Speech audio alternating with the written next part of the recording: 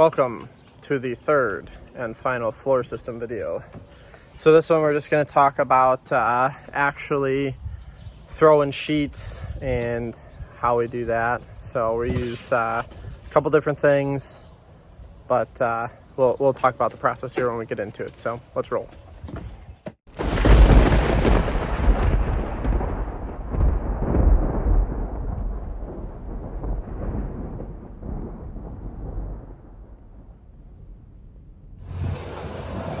So from the last video, we had all of our TGIs and our rim board in, so that step is done.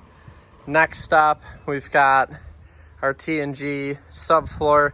So right now we have the smooth side facing up and we have one sheet laid out down the center. And what we're gonna do is we're actually gonna start on this wall and work back toward the house.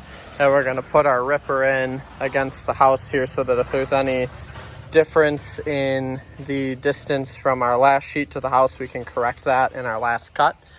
So we're using a foam adhesive. This one is by the Great Stuff brand, but there's also like an Advantech brand and a couple others. So we're going to use that for our subfloor glue.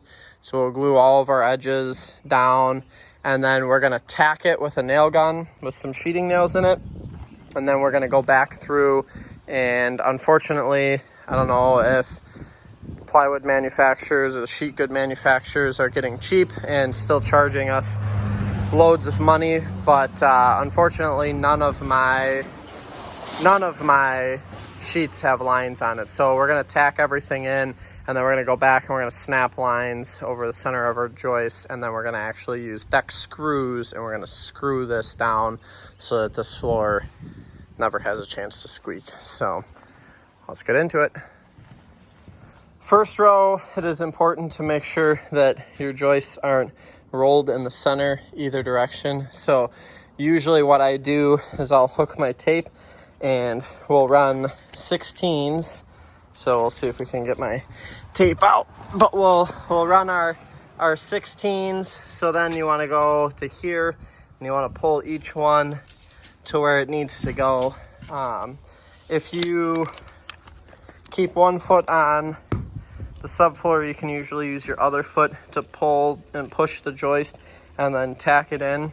But all we're doing with this first set of subfloor is just tacking each joist on this end and each joist on the outside. And then, like I said, we're going to fill in the field with screws so that this subfloor doesn't have the chance to squeak.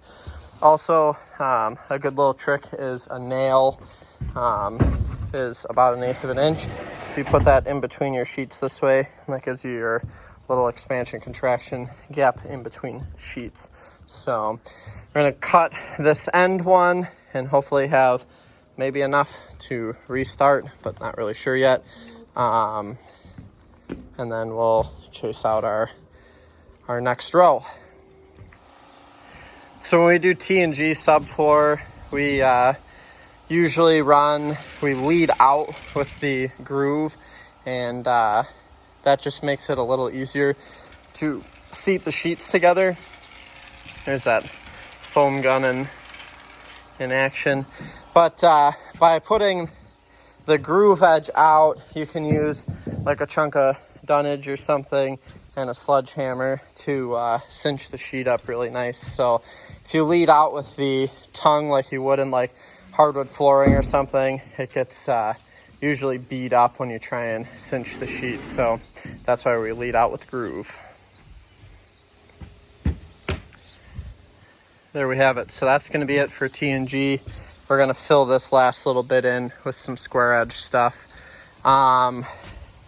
For you guys still using like PL in a caulk gun, that's our first can, and I'll probably have enough in that can to finish the last little bit of a ripper here. The addition's roughly like 360 square feet, so I feel like that would be like, what do you think, a case of PL? You know, or at least a half a dozen. Yeah, a tube of sheet is probably fair to assume out of a little tube, or, you know, 2 sheets to a big tube maybe. So if if you guys haven't invested in that rig, I would do it.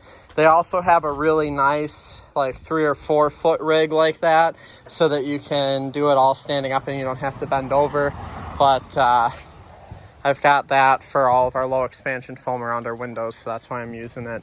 We're gonna rig up our Milwaukee drywall guns with a square bit in them, I think. I don't really remember, but we've got collated deck screws, and we're gonna snap a bunch of lines because plywood manufacturers are cheap these days, and we're gonna get the field screwed off. Like I said, all I have nailed off is just the long edge of the sheet on every joist. So we're gonna get this whole thing screwed down and set nice in the glue, and hopefully no squeaks.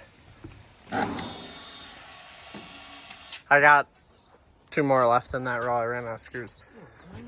So that's the collated attachment in action, but that'll wrap that up for us. So tighter in the seams, I think something like 6 inches, 8 inches out in the field. What did you do out here? 6? This is 6. Yeah, like 6 on all the edges, 8 in the field. Should be a pretty nice tight floor when it's all said and done. So that'll wrap up the subfloor install, less our ripper. But unfortunately, I think we got to go back into demo mode for a little bit. So we're gonna figure out our next move, but that should wrap up the video. You guys get the gist of it. That foam gun is what's up. If you don't have one of those, highly recommended.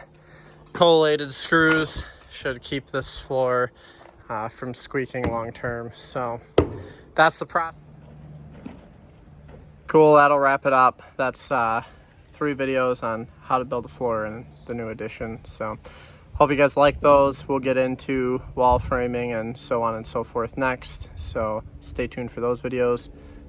Like, comment, subscribe down below. We'll see you guys in the next one.